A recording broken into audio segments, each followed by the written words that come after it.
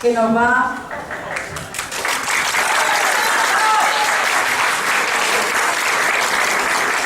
a exponer aportes del derecho romano que incidieron en el Código Civil de 1984.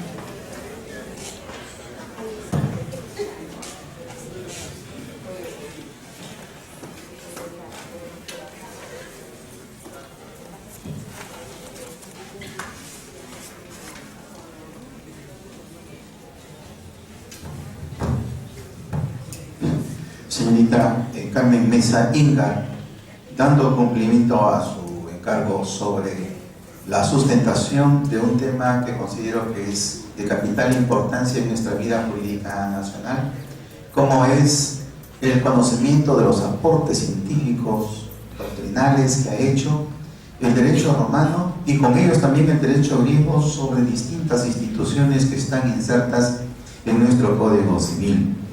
El Código Civil peruano, vigente, como ustedes recordarán, se dictó en el régimen de Belaúnde, teniendo como ministro de Justicia al doctor Max Arias Schreiner.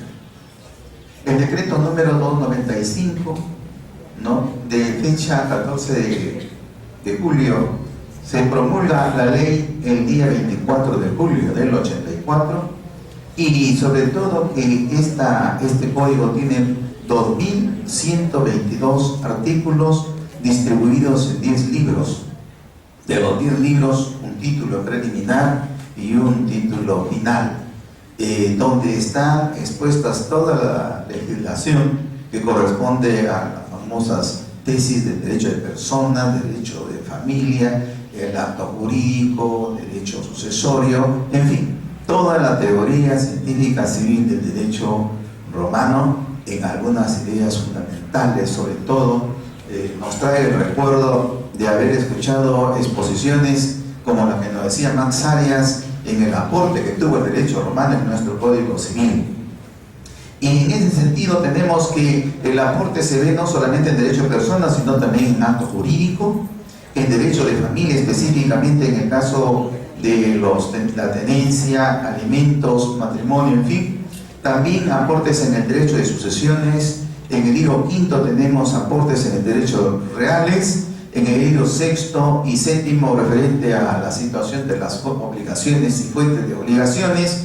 Y también tenemos aportes sobre prescripción y caducidad en el libro octavo. Y por último tenemos en el libro noveno y décimo, el noveno, que se ocupa de los aportes que recibió de otros derechos también y que está referido al registro público.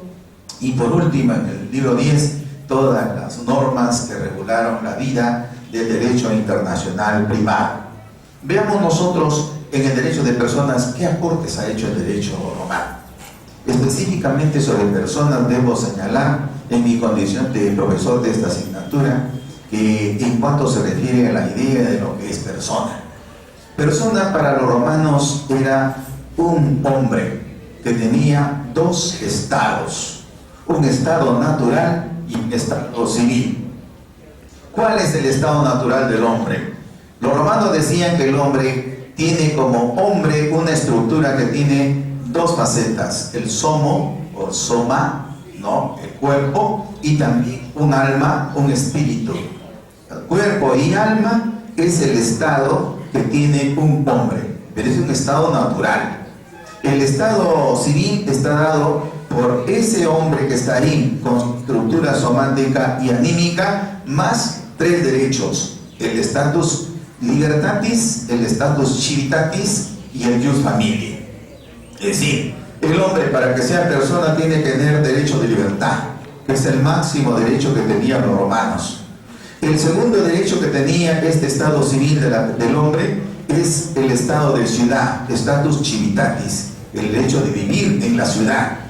Todos los que habían nacido en Roma tenían como Roma Quadrata su domicilio, es decir, su estatus de vivir en la ciudad de Roma.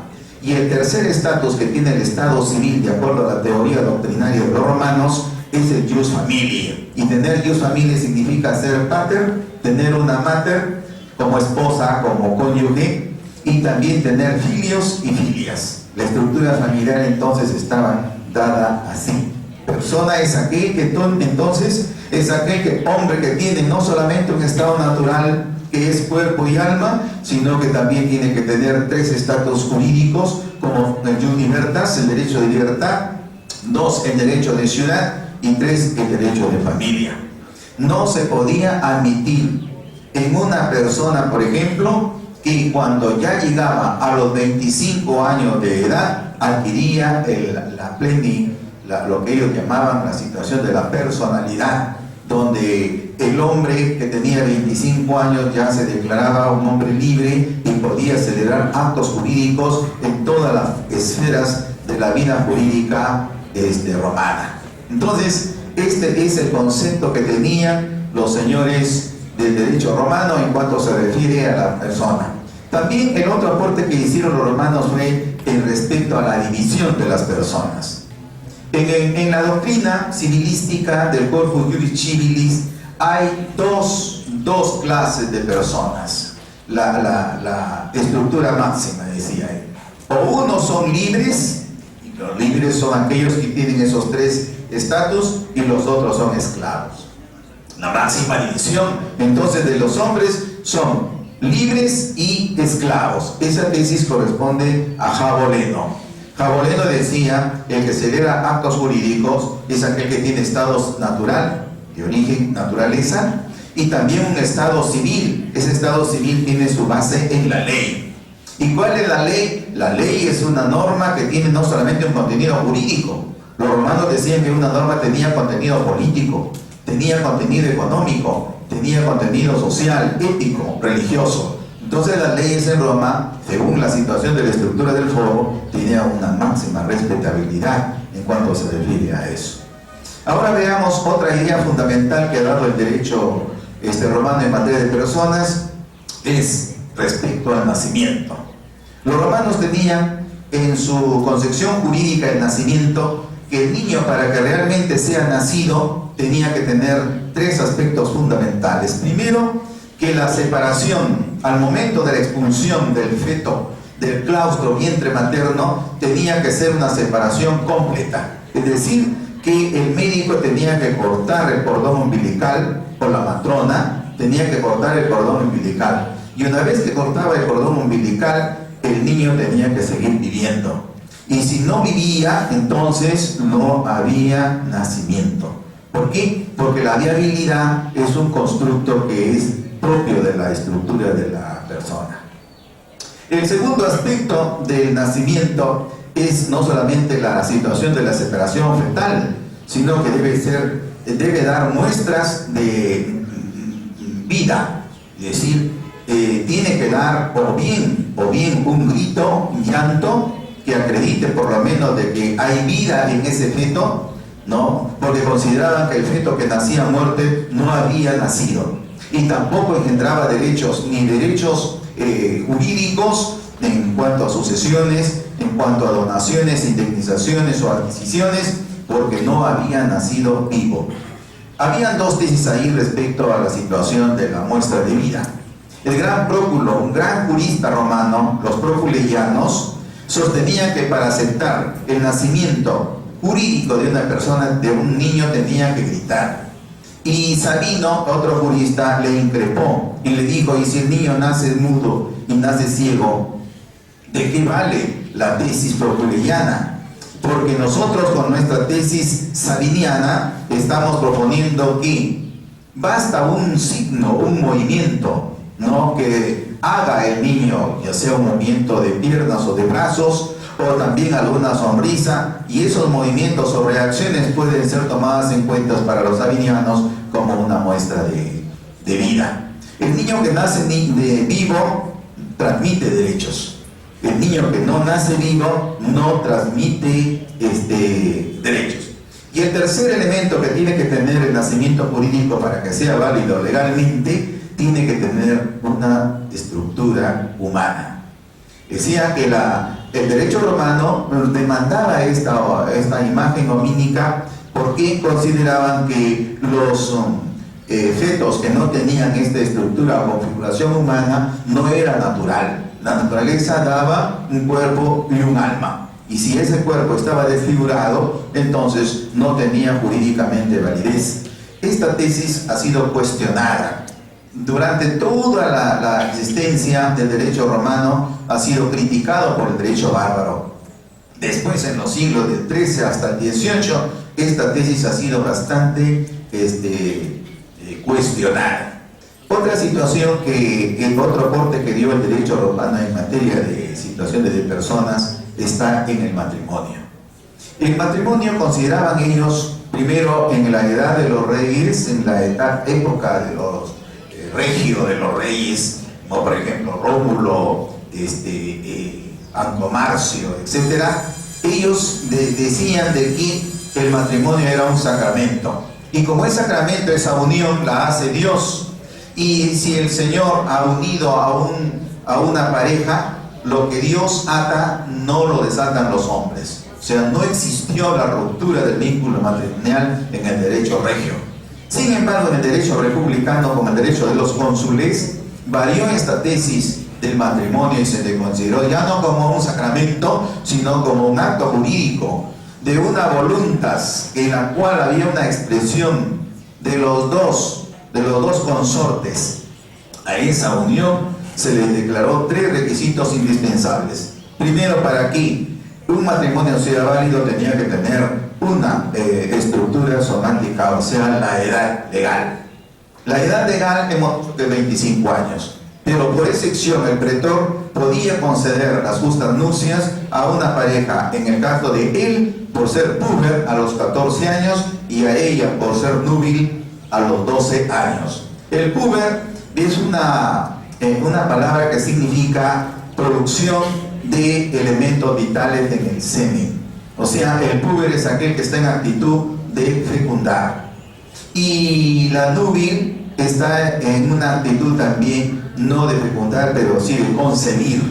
Entre ella que concibe y él que fecunda, entonces, según la medicina romana, el hombre romano y la mujer romana pueden unirse en justas nupcias desde los 14 en el puber y a los 12 años núbil. ¿Por qué? Porque el hombre puber, cuando ya está en esa etapa de pubertad, está en una situación de engendrar esos signos que ahora nosotros llamamos espermatozoos, y es el signo en ella que se llama la famosa tesis de la ovogénesis o los óvulos. Y esa fusión de este elemento activo y ese elemento pasivo es lo que da origen a un anidamiento que nosotros lo conocemos con el famoso conceptus. El concepto viene a ser una figura jurídica que significa concebido, y al que está por concebirse se le llama concepturus. El concepturus y el conceptus en el derecho romano tuvieron protección jurídica.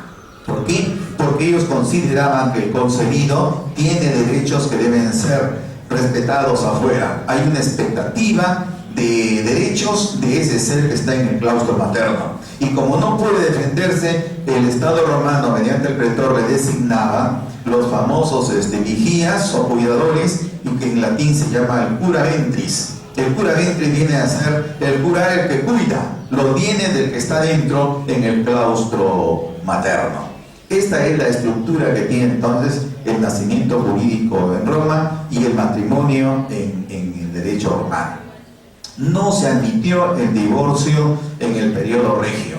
¿Por qué? Porque ellos consideraban que es un sacramento. En la República sí es que nace con fuerza la tesis del divorcio. El divorcio viene a ser una ruptura no jurídica del vínculo matrimonial plenamente válido. No, para celebrar un matrimonio válido tenía que tener edad legal 14, 12. 2, tenía que haber otro elemento que se llama el status, no, un jus connubium. El jus connubium, ¿qué cosa quiere decir? Jus es derecho, connubium significa el derecho a casarse o unirse, una pareja. Por eso es que no cabe el matrimonio civil dentro de las tesis del derecho romano, no cabe unir seres humanos del mismo sexo, porque el gran varón, el famoso Modestino, varón romano, decía: el matrimonio es la unión legal entre un hombre y una mujer, y el fin del matrimonio es la procreación. Es decir, Hijos para los hogares. La domus, que es la casa, domus en latín es domicilio, tenía que tener hijos porque el Estado romano lo que quería eran soldados para alimentar las huestes de las falanges, por lo que llamaban las águilas, ¿no?, de los miembros de las legiones romanas. Era un país guerrero. Nosotros hemos dicho bien claro, en la historia del derecho romano mucho juega la situación de la organización militar romana. Entonces, el jus connubium viene a ser el segundo elemento, y el tercer y último es el consensus. ¿Qué es el consensus? El consensus viene a ser una figura jurídica que consiste en el consentimiento, la aceptación mutua, libre y voluntaria, sin presión ni coacción alguna, en la cual había una prueba, y esa prueba era la firma o la suscripción que hacía la pareja en el acta matrimonialis, la presencia de 7 testigos para acreditar el poder que tenía Roma con las 7 colinas de Roma, y eso se celebra casi siempre con todas las solemnidades y formalidades de la forma más fundamental que tuvo el matrimonio romano en cuanto se refiere a unión legal. Y en cuanto a la nulidad de matrimonio, el aporte que hizo el derecho romano fue su diferencia con el divorcio. El divorcio ellos lo definieron como una ruptura del vínculo matrimonial por alguna causa sobreviniente del matrimonio. En el caso, por ejemplo, que Juan se casa con María y después del matrimonio se dan cuenta de que María no es María, sino es un hombre. Entonces, esa causal era materia del divorcio. ¿Por qué? Porque la unión tiene que ser heterosexual, no es una unión homosexual. Entonces es una causa de ruptura del vínculo matrimonial. Otra causa estaba, por ejemplo, en la sevicia. Si la pareja empezaba a discutir desde el día siguiente del matrimonio y pasaba 1 año, 2, 3, 4 y 5, y la pareja seguía denunciándose, seguía maltratándose, habían maltratos físicos e intelectuales, morales, psicológicos, entonces la ley romana inmediatamente declaraba la ruptura del vínculo matrimonial por una causal de sevicia. Sevicia es maltrato físico y psicológico. Entonces, o también cuando habían lesiones, o también cuando la esposa iba al centro de trabajo de su consorte y le hacía signos como que ella estaba teniendo relaciones con otra persona, es decir, varias causales para declarar la ruptura del vínculo matrimonial. Y la nulidad del matrimonio es otra institución jurídica parecida, según algunos juristas, pero para nosotros no, porque la nulidad del matrimonio viene a ser el incumplimiento de uno de los requisitos del matrimonio.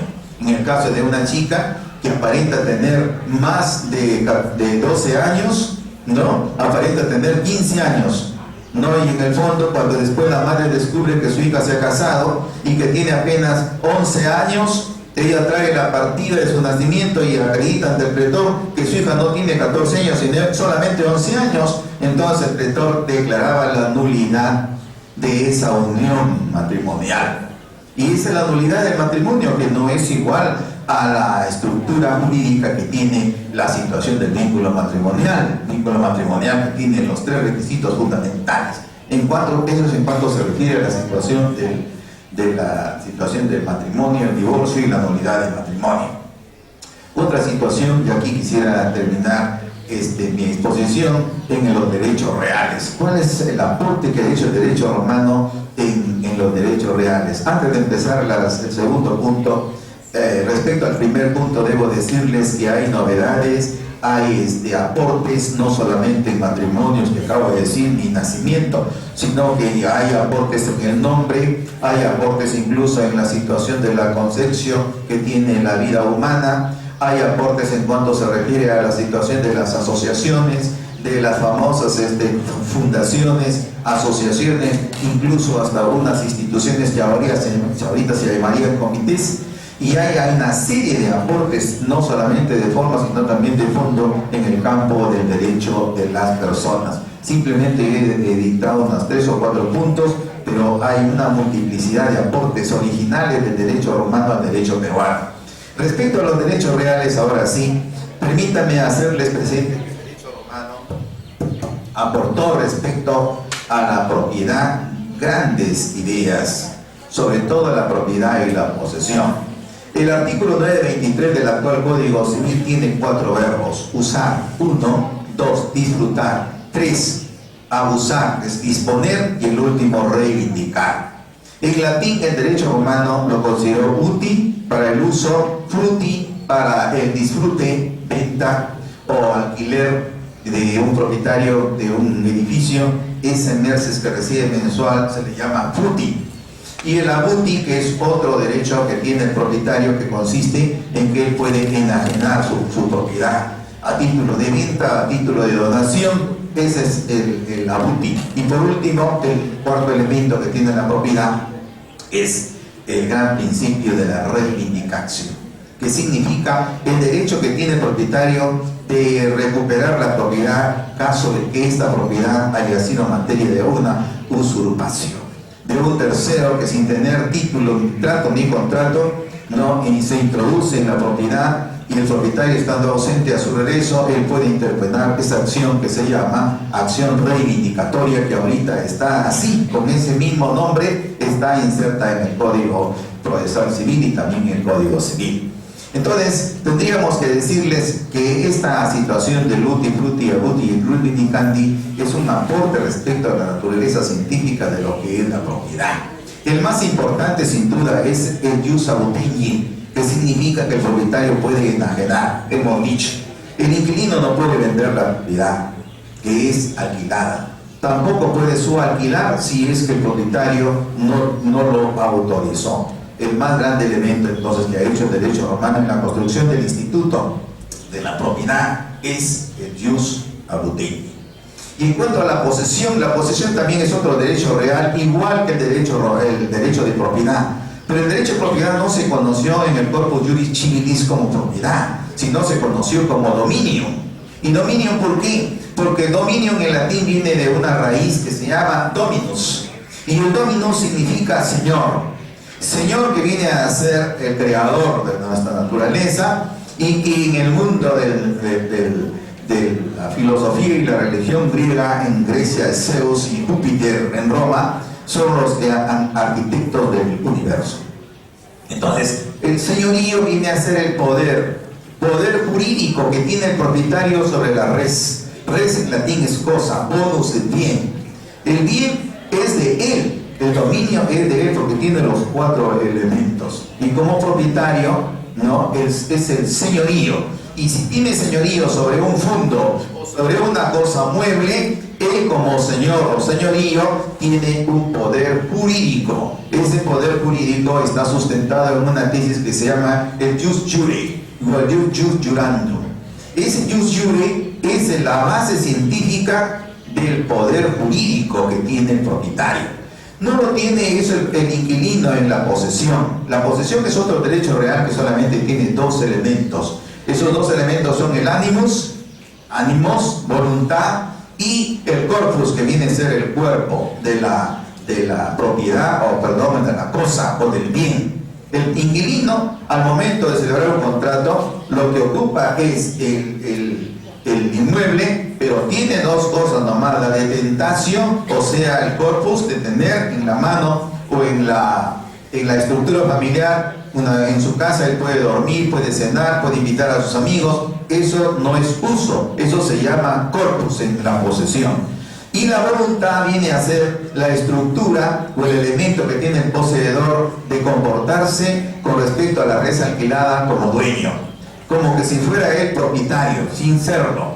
Ese espíritu de comportarse como propietario sin serlo es lo que se llama el animus, que viene a ser la voluntad, la intención de comportarse del inquilino como si fuera propietario o sujeto de dominio de un bien que solamente está alquilado. ¿Cuál es la acción? La acción defensora de un inquilino que era burlado por algún tercero. Si él estaba pagando bien sus alquileres y era perturbado en su posesión por un tercero en forma maliciosa, entonces la ley romana le daba una acción legal. Esa acción legal se llama la acción interdictal. El interdictum viene a ser el arma legal que le daba la ley romana al inquilino que estando cumpliendo bien sus obligaciones de inquilino con el propietario y venía un tercero y haciendo mal uso del derecho, se ingresaba en forma clandestina y el poseedor, sin ser propietario, le planteaba esta acción, no reivindicatoria porque él no es propietario, pero sí la ley aceptaba la acción que le daba la ley y que se llama acción interdictal. El interdicto entonces viene a ser la tutela o defensa de la posesión a favor del inquilino. Y la acción reivindicatoria viene a ser también una acción legal que la interpone el propietario y que era dada por la ley romana. Por último, otro aporte que teníamos en la doctrina romana, la doctrina civil peruana, está referida a la copropiedad. La copropiedad, que viene a ser también otra institución jurídica y que está recogida en la página del libro de Derechos Reales, esa situación de comportarse como compradores, sujeto A, B y C, compran tres, miren, los tres compran una propiedad de 900, miren ustedes, 900 metros cuadrados. Los tres pagan las partes alícuotas, el valor de esa propiedad. Cada uno es dueño de un tercio. Esa es la copropiedad. Cuando no hay un título que acredite que cada uno tiene un tercio, sino que los tres están figurando como amos y señores de esos 900 metros cuadrados. Entonces, la ley romana les daba la categoría de ser copropietarios. ¿Por qué? Los cuatro tenían los cuatro elementos: uti, fruti, abuti y ius reivindicandi. Pero llegaba el momento en que alguno de ellos, bastaba uno que pidiera la partición de esa unidad de la cosa en tres partes, pidiendo su tercio, se llama independización o particio. La particio entonces tiene que ser la independización de un predio indiviso con una situación de estructuración, límites y configuraciones ya en forma individual, lo que se conoce hoy con la división o partición de bienes. Señorita, creo que se me ha vencido el tiempo y voy a dar paso al rector. Muchas gracias.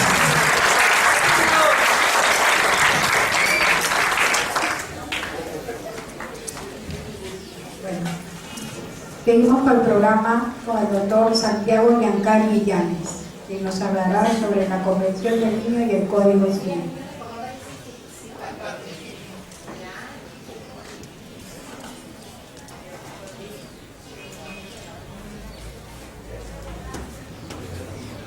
Buenas tardes. Agradecer a la unidad de tecnología educativa de la Facultad de Derecho a este evento. En esta oportunidad, la Facultad de Derecho celebra los 20 años del Código Civil y 25 años de la Convención Internacional de los Derechos del Niño.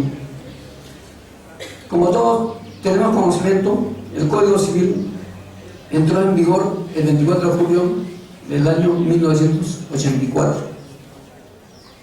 y la Convención Internacional de los Derechos del Niño el 20 de noviembre de 1989, ratificado por el Perú el 14 de agosto del año 1990. Referente al Código Civil, hablaremos de manera breve dos puntos fundamentales: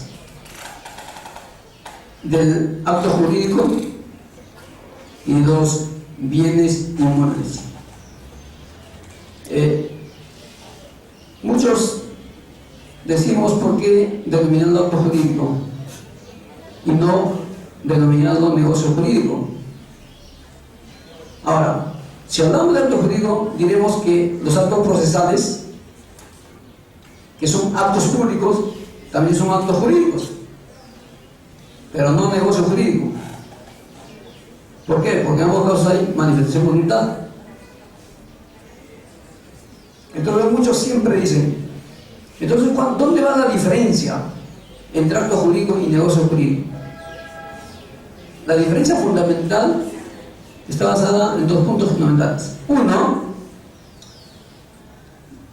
que el negocio jurídico es netamente, nace de la autonomía privada de voluntad, autonomía privada.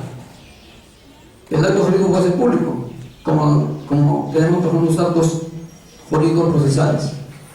Por ejemplo, cuando uno interpone una demanda, se le emplaza válidamente al demandado y contesta la demanda. Entonces hay dos partes.